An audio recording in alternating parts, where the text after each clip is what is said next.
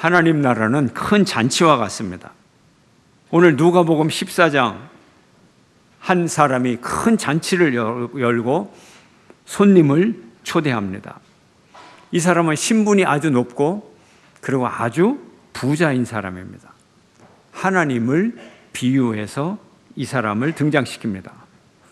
이 잔치는 무엇입니까? 잔치는 기쁨을 나누는 것입니다. 잔치라고 하는 것이 원래 복을 함께하고 나누는 자리입니다. 잔치는 만남의 기쁨이 있고 관계의 기쁨이 있고 교제의 기쁨이 있습니다.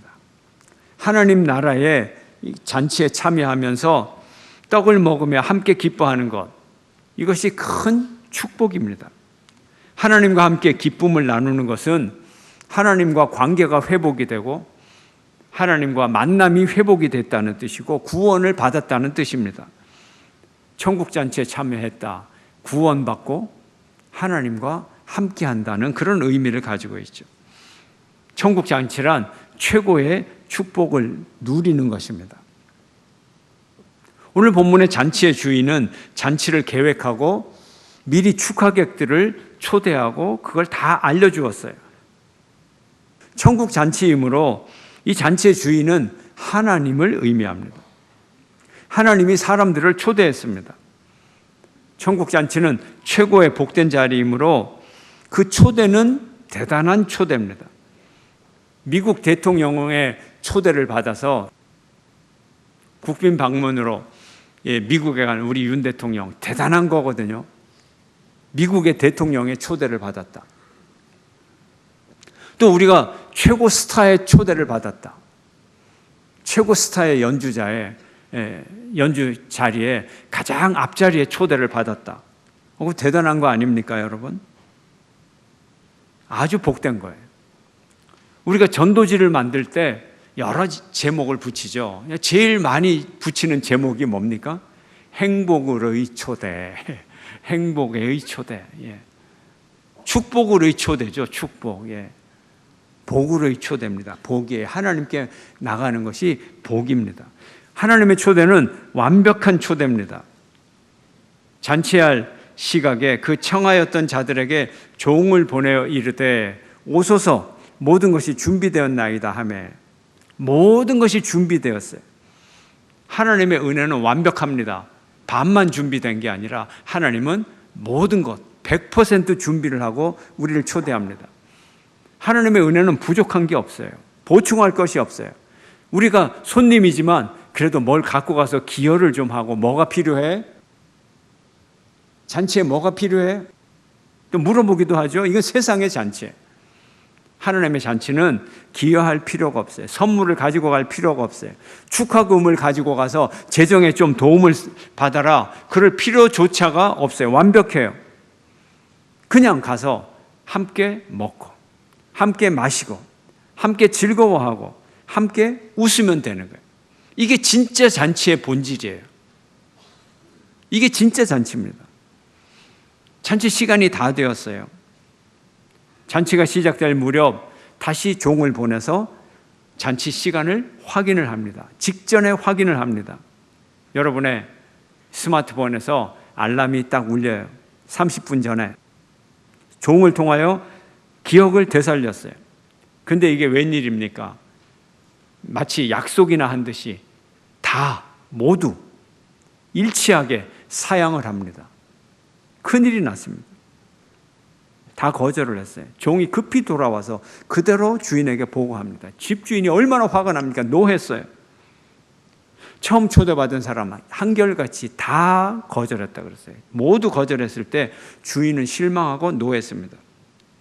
모든 준비가 끝난 그 시간이기에 분노가 더 컸을 것입니다. 그 분노만큼 그 잔치를 채우고 싶은 의지가 컸습니다. 함께 기쁨과 축복을 나누고 싶은 마음이 컸어요. 원래 주인의 마음이 선하기 때문에 그래요. 잔치가 뭐라 그랬죠? 기쁨을 나누는 거라 그랬잖아요. 만남이라 그랬잖아요. 관계라 그랬잖아요. 잔치가 그런 거예요. 이 주인이 돈벌이를 위해서 사업상 로비를 위해서 잔치하는 거 아니에요. 과시를 위해서 잔치하는 거 아니에요.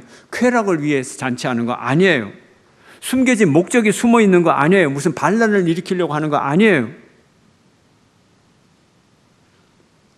마태복음에는 비슷한 잔치가 있는데 혼인잔치라 그랬어요. 지금 누가복음을 보면 무슨 잔치다. 그냥 잔치예요. 그냥 큰 잔치예요. 아무런 목적이 없어요. 이게 진짜 잔치거든요. 너무 기뻐서 밥 같이 먹자. 같이 즐거워하자. 같이 놀자. 이게 중요한 거예요. 주인은 포기하지 않아요. 열정이 있습니다. 두 번째로 새로운 손님을 빨리 초대합니다. 빨리. 이게 오늘 지금 시작할 시간이 됐으니까. 이번에는 다른 사람들이에요. 처음에는 부자와 권력자와 잘 나가는 사람들, 사업도 잘 되고 소도 사고 땅도 사고 결혼도 하고 중산층 이상의 사람들. 이번에는 다른 사람들이에요. 빨리 시내의 거리와 골목으로 나가서 어디서 집을 찾아가는 사람을 찾아가서 초대하는 게 아니라 무작위로 거리와 시내와 골목으로 나가서 초대하라. 그런데 이번에는 조건이 있어요. 몸 불편한 사람, 가난한 사람, 맹인들과 저는 자들을 데려오라. 장애자들, 시각장애인들, 맹인들 데려오라. 빨리 초대하라는 거예요. 이런 분들을 살아가면서 단 한 번도 어디 무슨 중요한 자리에 초대받지 못한 소외된 사람들, 큰 부잣집에서, 큰 권력가 집에서 이 사람을 초대하는 거예요. 태어나서 처음이에요. 빨리 초대해라. 잔치라고 하는 거 제 시간에 시작이 되어야 즐거운 거예요. 흥이 있는 거예요. 제 시간에 시작을 안 하면 김이 좀 빠져요. 더 극적인 거예요. 제 시간에 시작하는 거. 시내 넓은 길을 가든 골목길을 가든 만나는 사람 가난하게 보이고 장애자 더군다나 이 사람들을 데려오라 그랬어요. 데려오라. 여기 데려오라고 하는 거는 그냥 오세요. 뭐 오든지 말든지 그게 아니고 반드시 모시고 오라는 거예요. 특히 시각장애인들 지리도 모르고 길도 몰라요. 어딘지도 몰라요. 시각장애인들 팔짱을 끼고 일로 오세요. 이렇게 가면 됩니다. 지금 계단이 있습니다. 지금 난간입니다. 도도입니다. 차도입니다. 설명해 주면서 모시고 오는 거 이게 데려오라는 거예요. 데려오라는 거.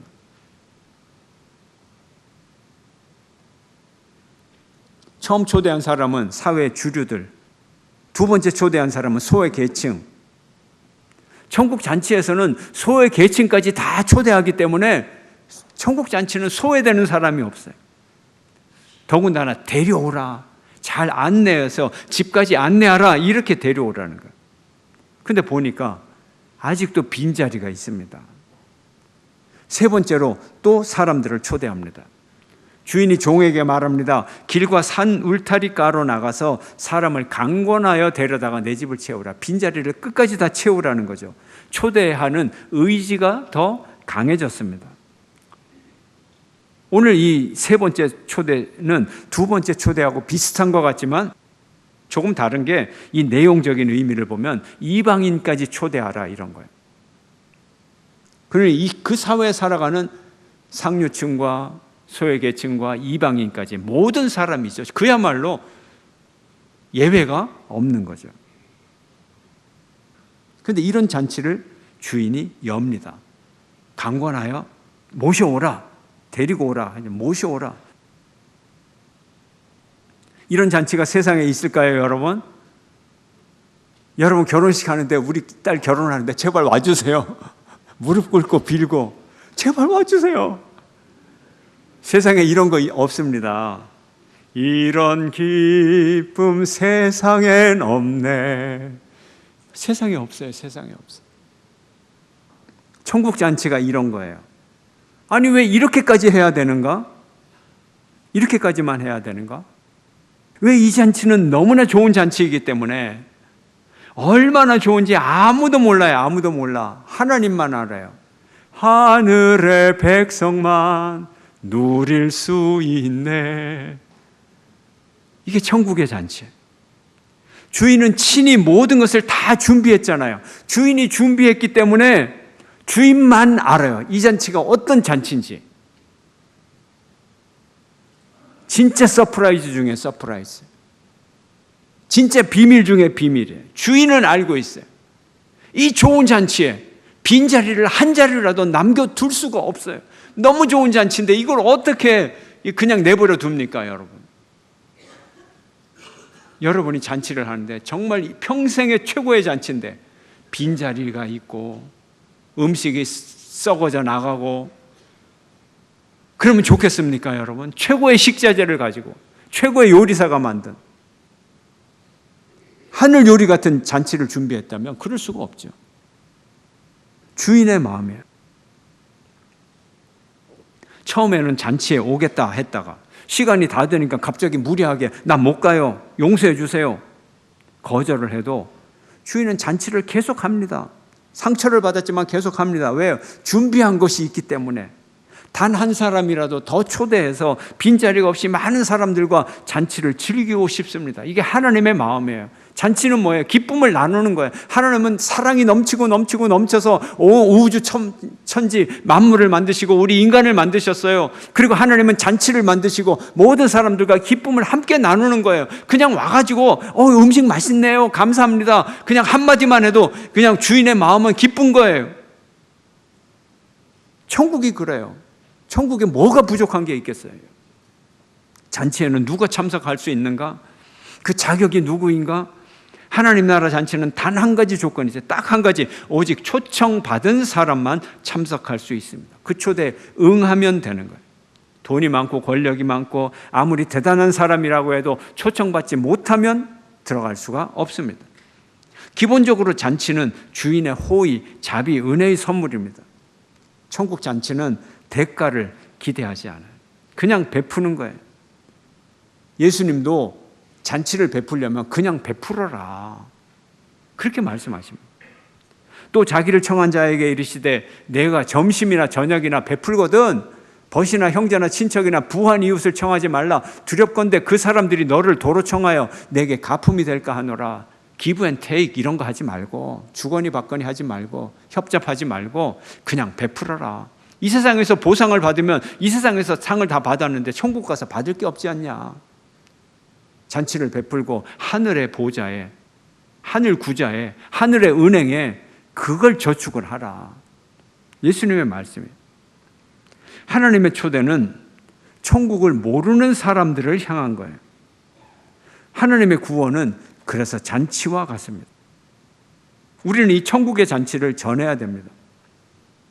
오늘 비유의 종처럼 초대장을 돌리고 빨리 시내와 골목으로 달려나가서 남의 초대를 평생 한 번도 받아보지 못했던 그 천국이 뭔지 모르는 사람들, 기쁨이 뭔지 모르는 사람들, 구원이 뭔지 모르는 사람들, 그 가난한 사람들을 초대하고 지체장애자들, 시각장애자들, 영혼의 장애자들, 영혼의 병자들 다 데리고 오라는 거예요.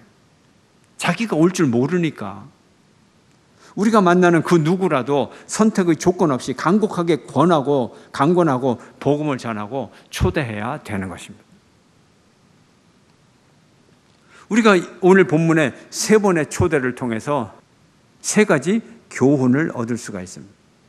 첫째, 가진 것 때문에 더 큰 기쁨을 모를 수 있다. 모른다는 거예요. 작은 것 같고.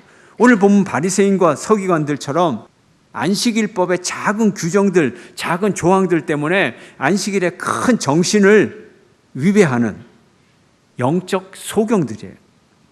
보잘것없는 작은 의 때문에 천국의 의를 놓치게 되는 거예요.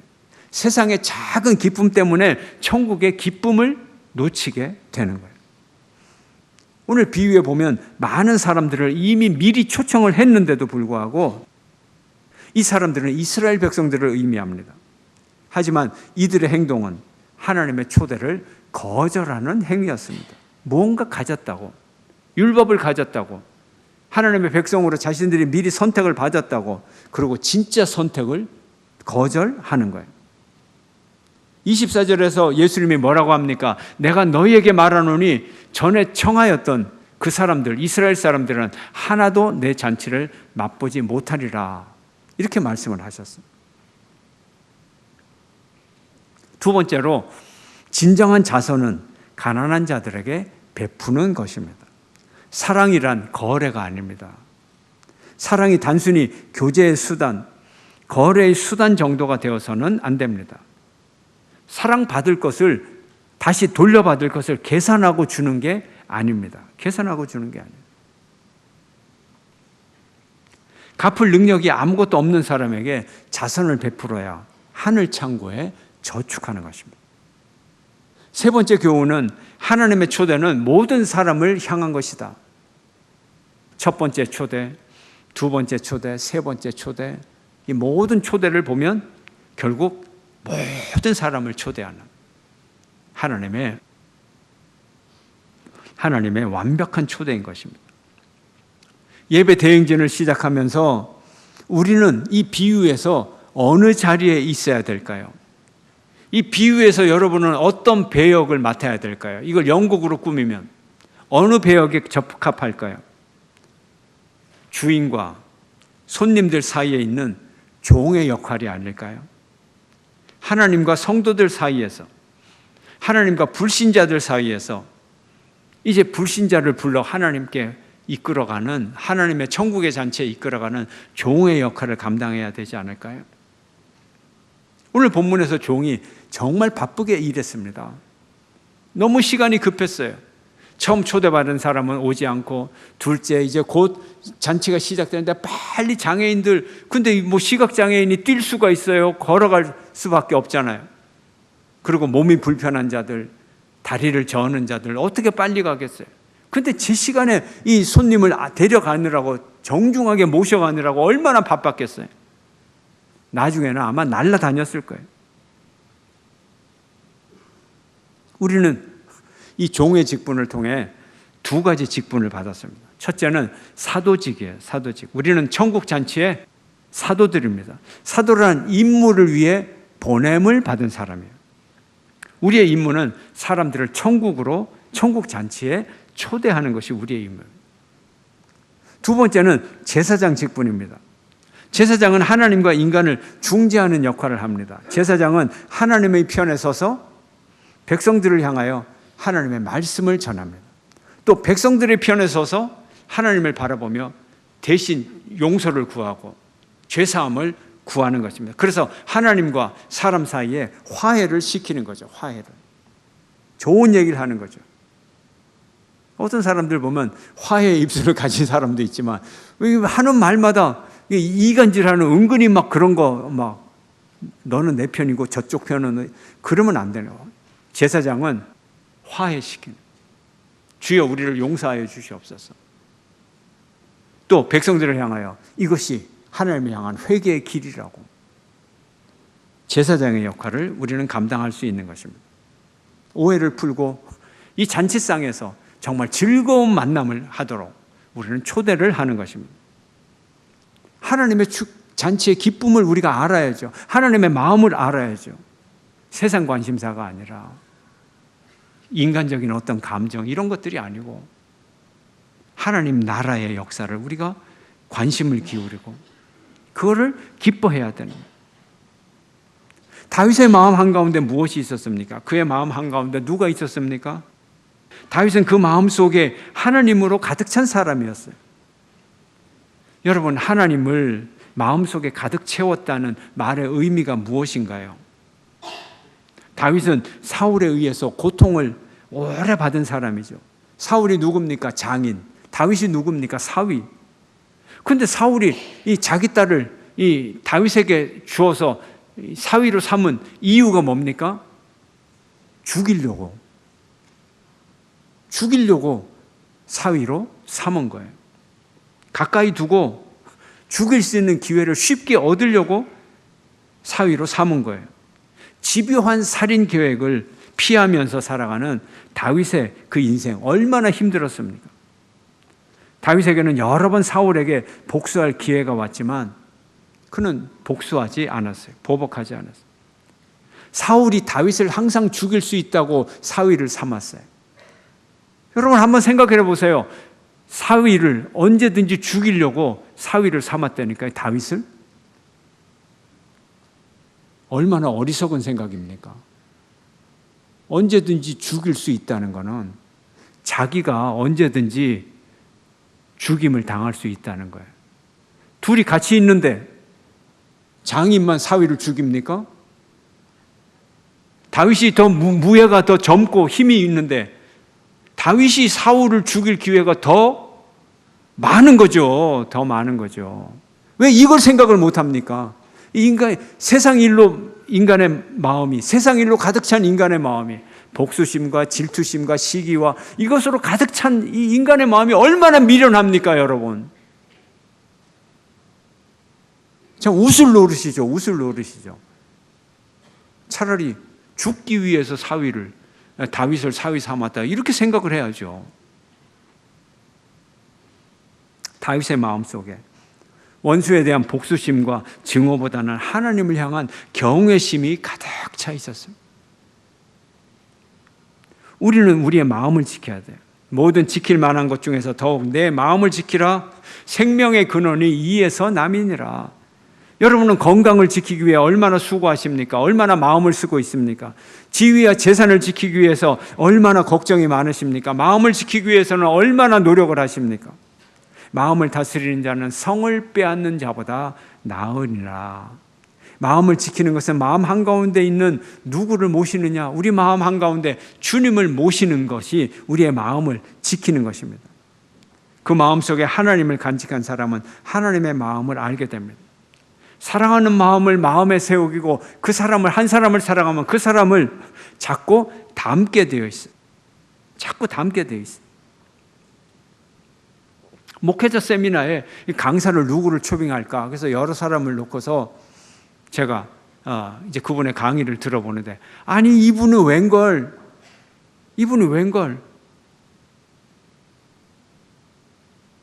아니 유명한 목사님 목소리만 딱 들으면 개인적 억양까지도 그 유명한 목사님 목소리를 똑같이 닮은 거예요. 지금 살아계신 원로 목사님의 목소리를 똑같이 닮은 거예요.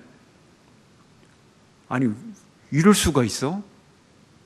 나이가 20살이나 차이 나는데, 출신 지방도 다른데 어떻게 개인 억양까지 똑같으냐는 거예요. 목소리만 들으면 속아 넘어가는 거예요. 그래서 물어봤어요. 왜 당신 그러냐고.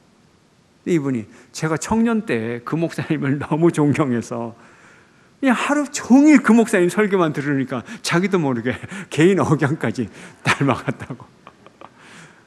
그래서 우리 옛날에 한경직 목사님 살아계실 때 리틀 한경직 목사가 얼마나 많고, 또 조용기 목사님 살아계실 때 리틀 조용기 목사가 얼마나 많습니까?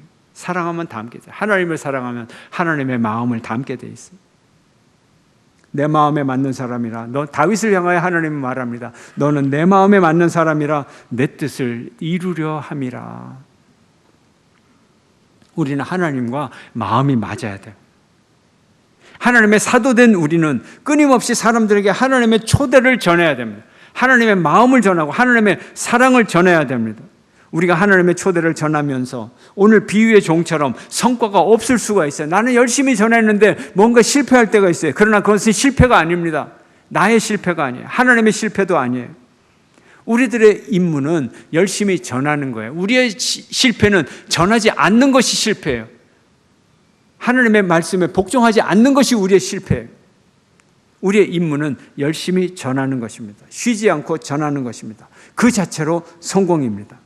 하나님의 잔치를 부지런히 전하는 여러분 모두가 되시기를 주의 이름으로 축원합니다.